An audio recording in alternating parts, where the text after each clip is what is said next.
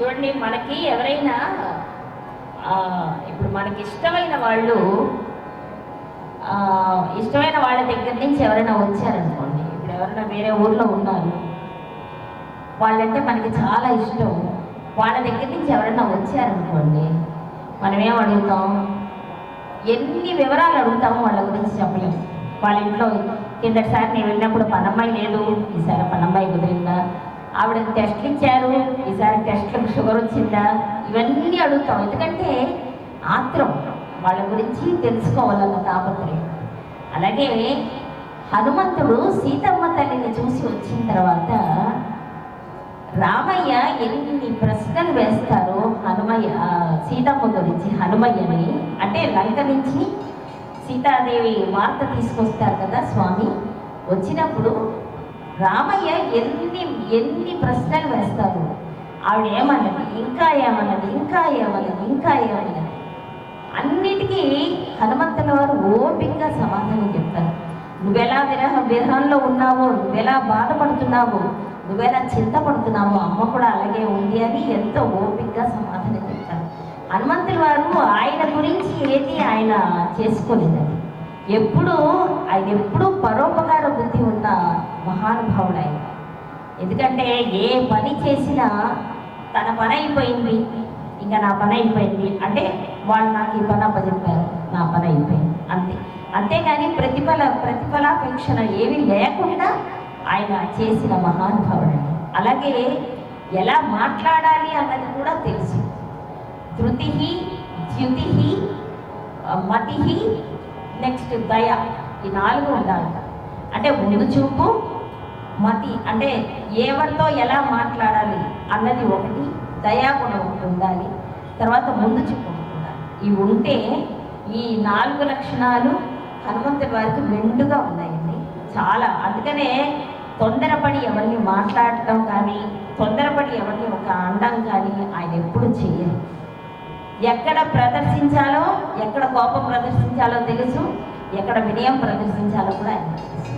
కనుక అలాంటి స్వామి గురించి అంటే హనుమంతుడు సమాధానం చెప్తున్నాడండి, రాముల వారు ప్రశ్నలు వేస్తున్నారు. కనుక వీళ్ళిద్దరూ కోదండము ధనస్సు లేని రాములు, మేమిద్దరం తోకలేని హనుమంతులం. కనుక అంటే వాళ్ళు ప్రశ్నలు వేస్తారు, మేమిద్దరం హనుమంతుని పాత్ర పోషించి సమాధానాలు చెప్తామండి. అభివృద్ధి రాదు.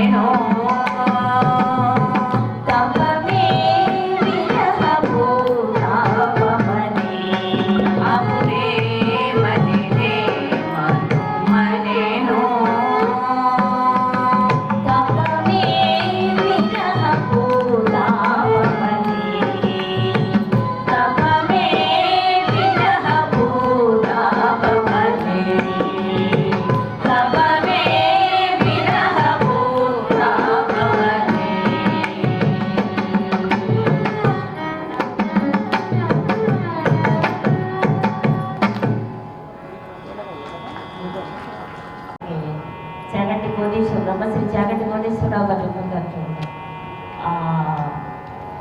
గోమాతను కొలుచుకునే సమస్త దేవతలకు వచ్చినట్టే అని ఒక్కొక్క శరీర భాగానికి ఆంజనేయ స్వామికి ఒక్కొక్క దేవత రక్షణ ఉంటారట. కనుక ఆంజనేయ స్వామిని కొలిస్తే సమస్త దేవతలని కొలిచినట్టు మనకి భావన చేసి అన్నమాచార్య వారు రచన చేసిన ఈ కీర్తనని శ్రీ గుట్టి నాగేశ్వర నాయుడు గారు స్వరపరచడం జరిగిందండి. అది ఇప్పుడు పాడి వినిపిస్తాము. సెహనరాగం.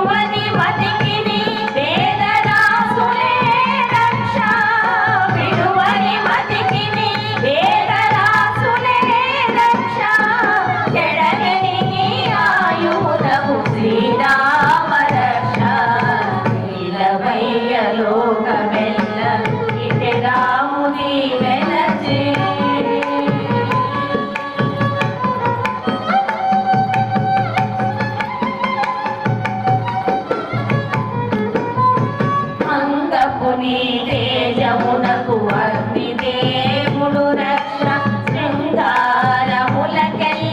శ్రీ సతి రక్ష అంగపుని తేజమునకు అగ్ని దేవుడు రక్ష శృంగారములకెల్ల శ్రీ సతి రక్ష మంగాముని హనుమంత నీకే కాలము మంగాముని హనుమంత నీకే కాలము వెంకట శ్రీ వెంకటాద్రి శ్రీరామ రక్ష నీలవయ్య లోక వెల్ల ఇటే రాముని వెనచే నీలవర్ణ హనుమంత నీవు మాకు రక్ష నీలవయ్య లోక వెల్ల ఇటే రాముని వెనచే నీలవర్ణ హనుమంత నీవు మాకు రక్ష నీలవయ్య లోక వెల్ల ఇటే రాముని వెనచే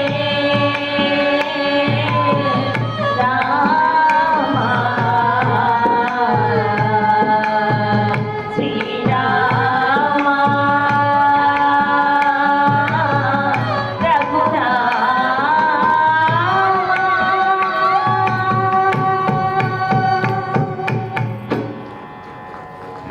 కానీ ఎక్కడైనా భయంకరమైన మలుపులు ఉంటాయి కొన్ని చోట్ల. అలాంటి చోట హనుమంతుడి విగ్రహం పెడతారండి. ఎందుకంటే ఆయన రక్ష అని. ఆ మలుపుల దగ్గర ఆయన రక్షిస్తాడు అని నమ్మకం. ఆ నమ్మకంతోనే చాలా చోట్ల అసలు నాకు తెలిసి రామాలయము హనుమంతుడి ఆలయము లేతే అసలు ఏ గుడి ఉండదు. చిన్న పల్లెటూరైనా సరే ఈ రెండు దేవాలయాలు ఉండకుండా ఉండవు. ఎందుకంటే హనుమంతుడు సంతోషంగా ఉండాలి అంటే అక్కడ రామాలయం ఖచ్చితంగా ఉండాల్సిందే. కనుక అలాంటి స్వామి గురించి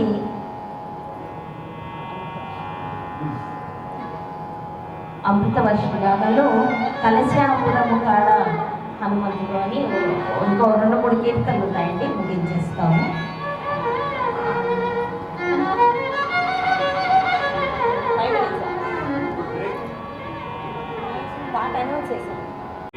మనం ఇంతవరకు బెల్లంకొండ చారిటబుల్ ట్రస్ట్ వారి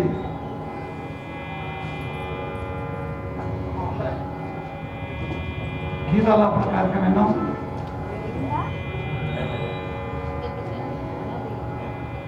ప్రతి సంవత్సరం కూడా ఒకరోజు వారు ఈ కార్యక్రమం చేస్తారు.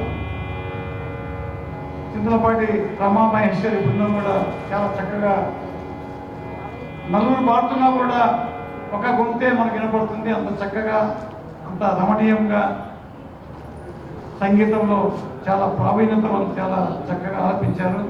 ముఖ్యంగా రమ మహేశ్వరి గారు చాలా అద్భుతంగా గానం చేశారు కూడా. ఇంతకుముందు నరసింహస్వామి మీద చేసేవారు.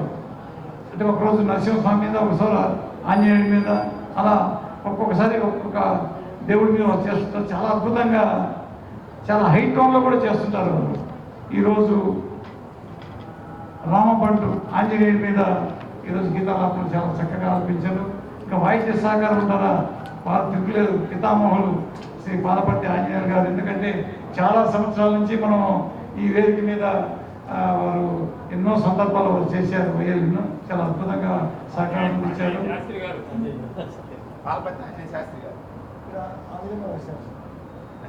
శ్రీ పాలపర్తి ఆంజనేయ శాస్త్రి గారు, మృదంగం శ్రీమతి జగన్మోహన్ గారు, వీరు కూడా విజయవాడ నుంచి వస్తారు. చాలా మనం ఎన్నోసార్లు ఇక్కడ ఈ కార్యక్రమంలో వారు మృదంగం సహకారం ఇస్తారు. ఇద్దరు కూడా చాలా అద్భుతంగా ఇచ్చారు. ఎందుకంటే వాయిద్య సహకారం చక్కగా లేకపోతే సంగీత యువవారి వ్యక్తి కట్టరు. అందువల్ల వాళ్ళకు కూడా ప్రత్యేక ధన్యవాదాలు. ముఖ్యంగా అంజనీ గారు కానీ, నాగలక్ష్మి గారు కానీ, పావని గారు కానీ ఎన్నోసార్లు పాడారు, చాలా చక్కగా పాడారు. వీరందరూ కూడా ఆ వెంకటేశ్వర స్వామి గారి ఆశీస్సులు కలగాలని, ఇంకా ఎన్నో కార్యక్రమాలు ఇవ్వాలని ఆ దేవదేవుని ప్రార్థిస్తున్నాను. వారికి రమా గోపాలకృష్ణ గారికి చిరు సత్కారం ఆలయం తరఫున మన ఆలయ ప్రెసిడెంట్ గారు చేస్తారు.